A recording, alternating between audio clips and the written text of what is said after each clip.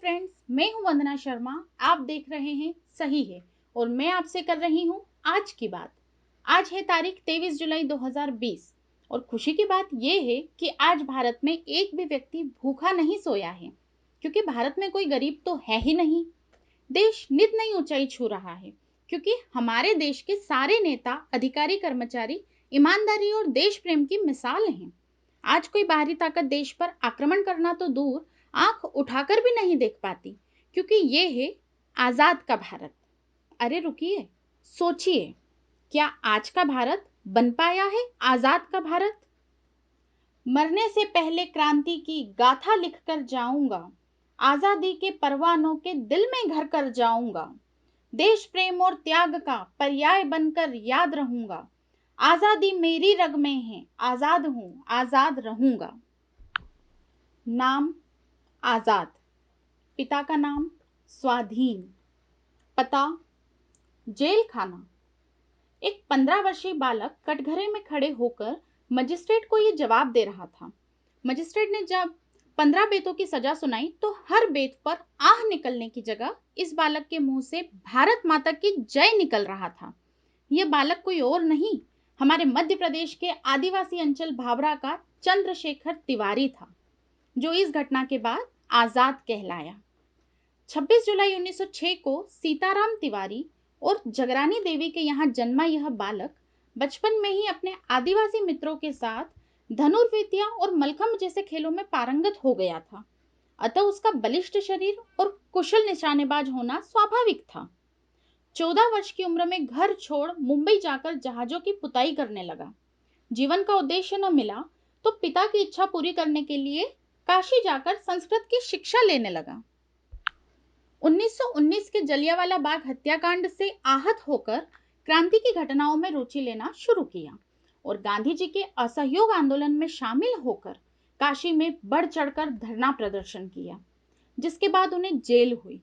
उस 15 बेतों की सजा पाने के बाद ही उन्होंने तय कर लिया था कि अब कभी इन फिरंगियों की गिरफ्त में नहीं आऊंगा और ताउम्र आजाद रहूंगा।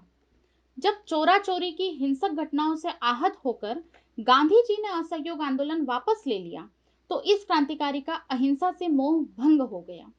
इसके बाद बंगाल व उत्तर प्रदेश के क्रांतिकारी दल एक साथ आए और हिंदुस्तान रिपब्लिकन एसोसिएशन का गठन हुआ। सन 1923 में आजाद इसके सदस्य बन गए, जहां पर उन्हें धन जुटाने की जिम्मेदारी मिली। अपनी इसी जिम्मेदारी को निभाने के लिए 9 अगस्त 1925 को राम प्रसाद बिस्मिल के नेतृत्व में ट्रेन डकैती की, जिसे हम सभी काकोरी कांड के रूप में जानते हैं। इस घटना के लिए राम प्रसाद बिस्मिल, अशफाक उल्लाह खां, रोशन सिंह और राजेंद्र लाहिड़ी को सजाए मौत मिली और आजाद फरार हो निकले। फरार होने के बाद से छिपने के लिए इन्होंने साधु का वेश धरा और पंडित शंकर ब्रह्मचारी के छद्म नाम से बच्चों को पढ़ाने के साथ निशानेबाजी का प्रशिक्षण देने लगे। इसी बीच वह मां भारती के एक और लाडले भगत सिंह से मिले और 1928 में अपने दल को हिंदुस्तान सोशलिस्ट रिपब्लिकन एसोसिएशन के रूप में पुनर्जीवित किया।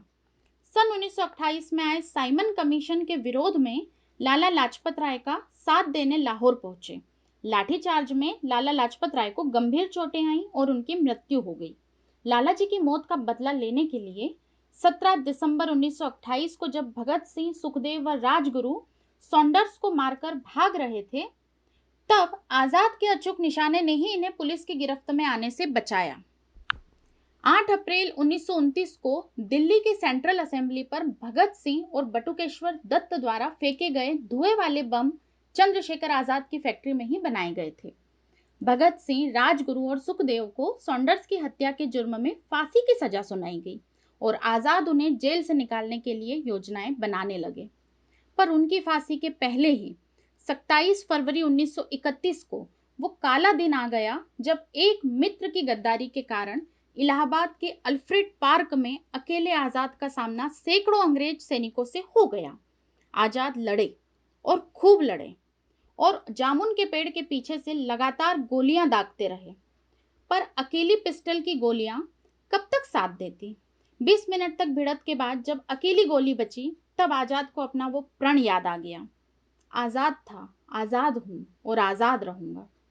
और इस आज़ादी के दीवाने ने वो अकेली गोली अपनी ही कनपटी पर चला दी और आज़ाद को जिंदा पकड़ने के अंग्रेजों के मंसूबे पर पानी फेर दिया। 24 वर्ष की छोटी सी उम्र में चंद्रशेखर आज़ाद अमर शहीद हो गए। सुभाष चंद्र बोस इस शेर हिंदुस्तान को अपना आदर्श मानते थे। वहीं मोतीलाल नेहरू, पुरुषोत्तम दास टंडन जैसे नेता भी पंडित जी के प्रशंसक थे। तो फ्रेंड्स, ऐसे थे हमारे आज़ाद। जो देश के काम न आए, उस जवानी को बेकार ठहरा देने वाले इस देश प्रेमी आज़ाद का भारत कैसा होता? क्या वो आज के भारत जैसा होता? हम अपने आप से पूछें कि क्या हम आज़ाद का भारत बना पाए हैं? उनके सच्चे बलिदान को सार्थक बना पाए हैं? आज आज़ाद के जन्मदिन पर सही है कि टीम उन्हें श्रद्धांजलि अर्पित करती है और सभी से विनम्र अपील करती है कि आगे आएं और इसे आज़ाद का भारत बनाएं।